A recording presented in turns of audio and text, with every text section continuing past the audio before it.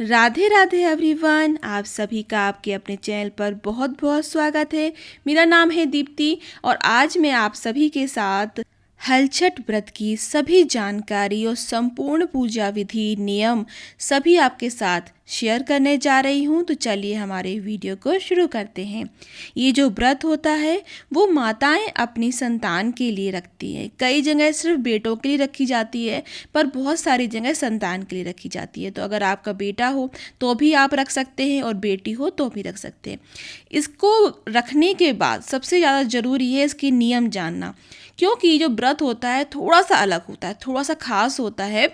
क्योंकि बाकी सभी व्रतों में जो हम फलाहार करते हैं या फिर कुछ भी हम खाना खाते हैं वो आपको वही खाते हैं जो हमेशा हर व्रत में खाते हैं, पर इसमें क्या अलग है वो भी मैं आपको बताती हूँ। इसमें हमें हल्का जुता कुछ भी नहीं खाना है, और वो क्यों वो भी मैं आपके साथ शेयर करूँगी बाद में। अब हम अपनी जो पूजा है उसको शुरू करते हैं। देखिए, ये जो पूजा होती है वो भाद्रपद माह की कृष्ण पक्ष की षष्ठी के दिन होती है। बलराम भगवान का जन्म दिवस भी होता है, तो ये जो व्रत होता है वो भगवान बलराम को समर्पित होता है। अगले 2 दिन के बाद जन्माष्टमी आती है, क्योंकि बलराम भगवान हमारे भगवान श्री कृष्ण के बड़े भाई हैं, बड़े भ्राता हैं। तो पहले उनकी पूजा की जाती है, फिर 2 दिन के बाद जन्माष्टमी मनाई जाती है।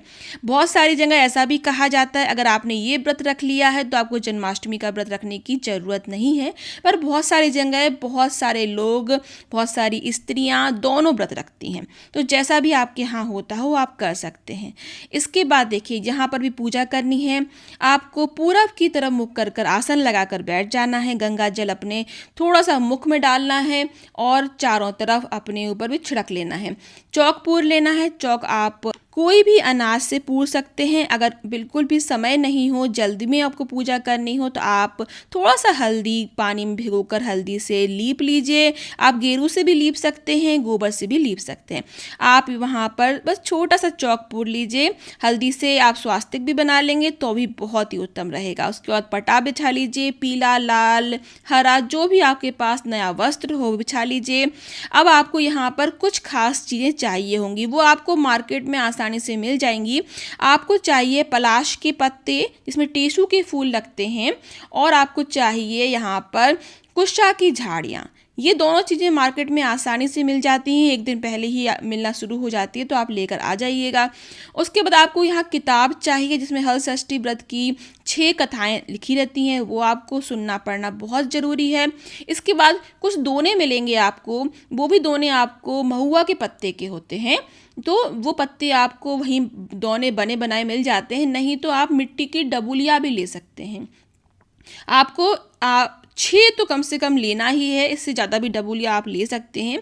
कई जगह जितने पुत्र होते हैं उतनी डबुलिया लेते हैं, जैसे कि अगर 1 पुत्र है तो 6, और अगर 2 पुत्र हैं तो 12 लेते हैं डबुलिया या फिर दोने। उसमें आपको 7 तरीके का भुना हुआ अनाज रखना होता है, ये भी आपको वहाँ मिल जाएगा आसानी से।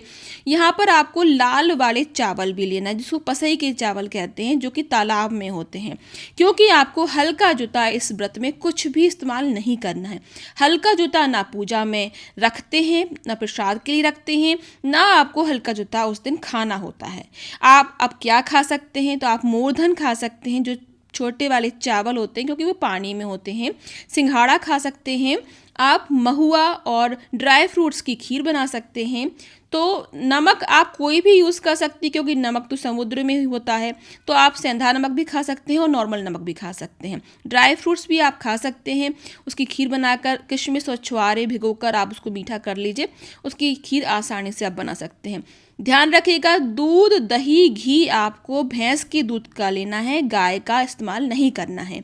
इसके बाद देखिए, सभी चीज़ों पर आप गंगा जल छिड़क लीजिए, आवाहन कर लेंगे थोड़े से हाथों में पुष्प लेकर कि हे हरछठ मैया, आज मैं आपका व्रत करने जा रही हूँ, मेरा व्रत सफल कीजिएगा। अगर मुझसे कोई भी पूजा में त्रुटि हो जाए, कमी रह जाए पूजा में, तो उसे क्षमा कीजिएगा। अब ये सभी चीज़ें आप जो फूल प्रसाद लाए हैं, आप गंधक लोभान लाए हैं, सभी चीज़ें हम अर्पित कर देंगे। सर्वप्रथम जो पूजा होती है वो गणेश जी की होती है। जो सामने पोस्टर है उसमें गणेश जी बने हुए हैं, इसलिए मैंने अलग से गणेश जी की स्थापना नहीं की है, आप उससे भी पूजा कर सकते हैं। तो हमने सबसे पहले आवाहन किया है, ध्यान रखिएगा। उसके बाद हमने दीपक को प्रज्वलित किया है। तो गणेश जी की पूजा करने का दीपक की हम पूजा करेंगे। सभी जगह पर टीका लगाएंगे। जो चावल हैं लाल वाले वो हम अर्पित करेंगे, पुष्प अर्पित करेंगे। सभी जगह आपको टीका लगाना है, यहाँ तक कि जो हमने दोने रखे हैं उसको भी हमें टीका लगाना है।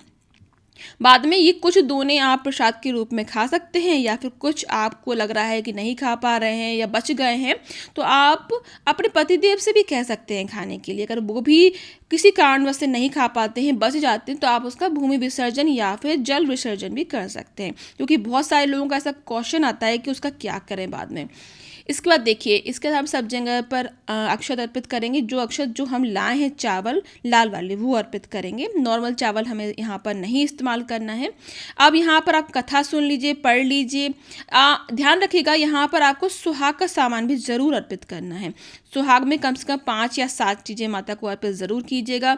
इसके बाद आप इत्र अर्पित कर दीजिए। यहाँ पर दूध, दही और घी जो भी आप लेते हैं वो भैंस के दूध का होना चाहिए, ध्यान रखिएगा।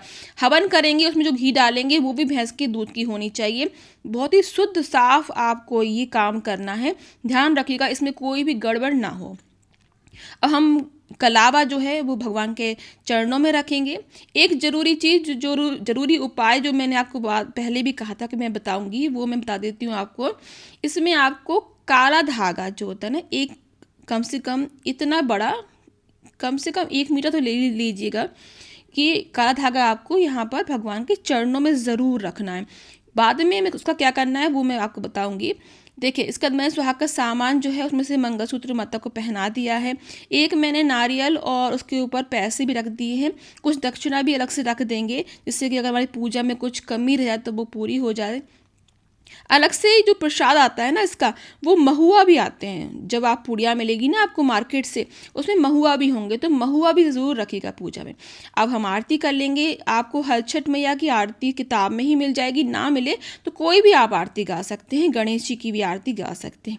अब यहाँ पर पूरी संपूर्ण भाव से आप आरती गा लीजिए। शुद्ध जो घी है, यहाँ पर दीपक में जो हमने घी डाला है वो भी भैंस के दूध का है, ध्यान रखिएगा। एक एक चीज़, एक एक नियम नोट कर लीजिएगा, इसमें बिल्कुल भी गलती ना हो। अब हम समस्त पूजा का आचमन कर लेंगे, दीपक को आचमन कर देंगे और हाथ जोड़कर प्रार्थना करेंगे कि अगर हमारी पूजा में कोई कमी रह जाती है तो उसे माफ़ कीजिएगा और हमारे पूरे परिवार पर अपनी कृपा दृष्टि सदैव बरसाइएगा। और आप एक बात का ध्यान रखिएगा, अगर आपका बच्चा घर पर है तो उसको भी आप नहला धुलाकर पूजा में ज़रूर बैठाएं, उसको भी टीका करें और उसको भी आरती दें। अगर स्कूल गया है तो स्कूल से आने के बाद उसको टीका लगाएं, उसको आरती ज़रूर दें। अब इसको एक काम और करना है आपको इसमें, कि आपको अपने बच्चे के खिलौने भी पूजा में रखना है, उनको भी टीका लगाना है। 2, 5, 1 जितने भी खिलौने हों आप उसमें रख सकते हैं और उसको भी पूजिएगा। ये भी बहुत ज़रूरी एक नियम होता है। इसके बाद आपको हवन करना है। छोटा सा एक हवन कर लीजिए, ज़्यादा ज़रूरी नहीं है कि बहुत बड़ा हवन करें। तो धूप दीप हमने कर ही दिया था, अब दीपक को हम साइड में रखेंगे और एक छोटा सा हवन कर लेंगे। मैंने एक दीपक में ही कपूर और जो धूप होती है वो जला लिया है। आप यहाँ अग्नि भी कर सकते हैं, जो कंडी की अग्नि होती है गोबर के उपले की, तो वो भी कर सकते हैं। पर मैं छोटे रूप में यहाँ पर एक दीपक जलाकर उसमें ही हवन कर रही हूँ, छोटे से रूप में, जिससे कि अग्नि में जो हम प्रसाद डालते हैं वही भगवान तक पहुँचता है। इसीलिए आप अग्नि में जो भोग डालें उसका ध्यान रखिएगा। और मैं अग्नि में जो भोग डालूंगी वो भी महुआ ही होगा, मीठा होता है ना, तो वो भी हम डाल सकते हैं।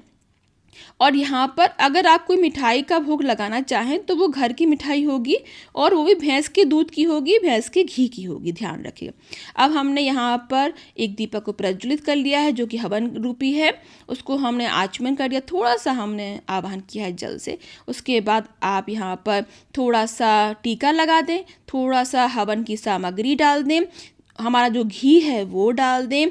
उसके बाद आपको महुआ रख देना है उसमें, 2 या 1 जितना भी आप चाहें मीठा के लिए, और फिर आप इसका आचमन कर दें तीमा। तो यहाँ पर छोटे रूप में आपका हवन हो जाएगा। इसके बाद आपने कथा अगर पहले पढ़ ली है आरती के पहले तो अच्छी बात है, नहीं तो आप पूजा के बाद कथा सुन लीजिए या पढ़ लीजिए। आपको मेरे चैनल पर भी मिल जाएगी, तो पूजा करते में आप कथा लगा लीजिएगा, तो आपकी पूजा और कथा साथ में भी हो जाएगी। इसके बाद आप हाथ से भगवान के चरण दबा लीजिए, चरण छू लीजिए अपने पल्लू से। और अगर आसपास आपके साथ में कोई महिला बैठी है तो उनको भी टीका लगा दीजिए और उनसे कहिए कि वो भी आपको टीका लगा दें, और आपकी गोदी में कोई ना कोई एक फल आपको रख दें और आप उनको रख दें। तो ये काम ज़रूरी कीजिएगा।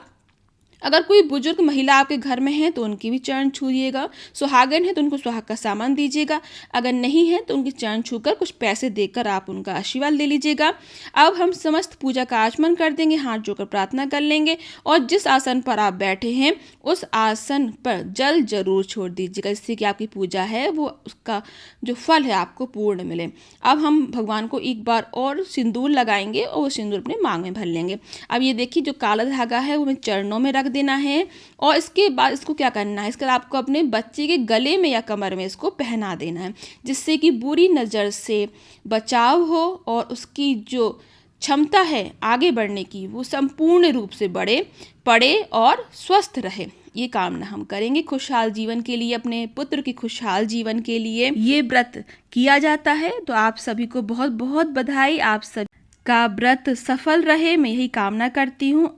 अगर इसके बाद भी आपके मन में कोई क्वेश्चन हो तो मुझसे ज़रूर पूछिएगा, मैं जल्दी से जल्दी आंसर करूँगी। आप सभी का बहुत बहुत धन्यवाद।